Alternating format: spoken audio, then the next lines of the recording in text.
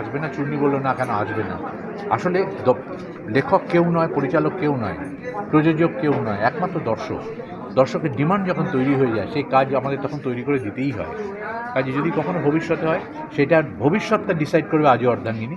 আমি বিশ্বাস করি অর্ধাঙ্গিনী যে প্রশংসা পেয়েছিল, যে বিরাট সাকসেস পেয়েছিল, সেটা দশমিক বাড়লেও এই ছবিতে বাড়বে। কারণ আমার কাছে অর্ধাঙ্গিনী এবং আজও অর্ধাঙ্গিনীর মধ্যে তুলনা হয়, আমার কাছে অনেকটা এগিয়ে রয়েছে আজও অর্ধাঙ্গিনী। এটা আমার ছবির প্রমোশনের জন্য বলছি না।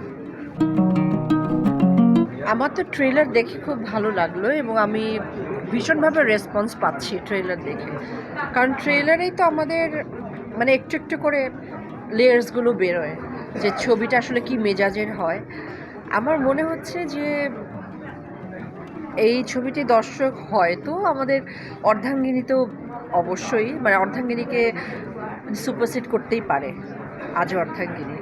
কারণ আমরা অভিনয় করতে গিয়ে বুঝতে পেরেছি আমরা নিজেরাও তো একজন দর্শক। সেই দর্শকের জায়গা থেকে আমার কাছে অভিনয় করতে গিয়ে আমার মন ছুলে আমি টের পাচ্ছি অনেকখানি। আমার মতে শুভ্রা একটু পরিণত তো হয়েছে বছরে, তার সাথে একটা মধ্য বয়সে পৌঁছে তার কিছু ক্রাইসিসও আছে, মেন্টাল ক্রাইসিসও নিশ্চয়ই আছে। একটা মানুষ একা থাকতে থাকতে অনেক না পাওয়া আছে, তার জীবনে অনেক কষ্ট আছে। সে যখন তার সামনে স্বামীর বর্তমান স্ত্রীকে দেখছে, ভেতরে ভেতরে তো তার এটা অদ্ভুত সাইকোলজিক্যাল স্পেস, যেখানে কিনা একটা ঈর্ষা, একটা রাগ, অভিমান, অনেক কিছু কাজ করে ভেতরে। তো সেই জায়গাটাকে রেখেও নারীদের মধ্যে যে সিস্টারহুড হতে পারে সেইটা এক্সপ্লোর করা কোথাও একটা ট্রেলারে দেখলেই বোঝা যায়। এবং শুভ্রার ক্ষেত্রে আমার মনে হয়েছে যে সেই সাইকোলজিক্যাল জার্নিটা এমন জায়গায় গিয়ে দাঁড় করিয়েছে যেখানে কিনা দর্শক ভাবতে বসবে যে বিবাহিত নারী কি একমাত্র কমপ্লিট। ভালো লাগছে বিষয়টি। এবং কী বলবো, সিকুয়েলের খুব প্রেশার থাকে আসলে।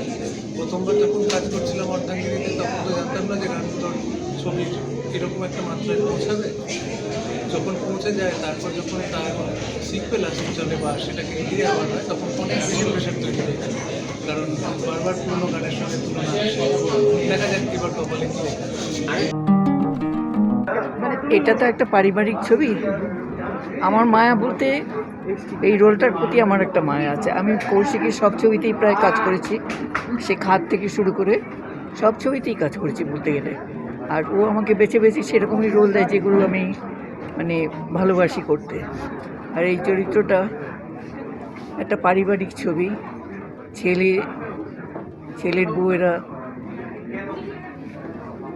মানে বড় ছেলে যে এরকম করবে কোনোদিন ভাবতে পারিনি, কিন্তু আমি বউকে খুব ভালোবাসতাম, বৌমাকে।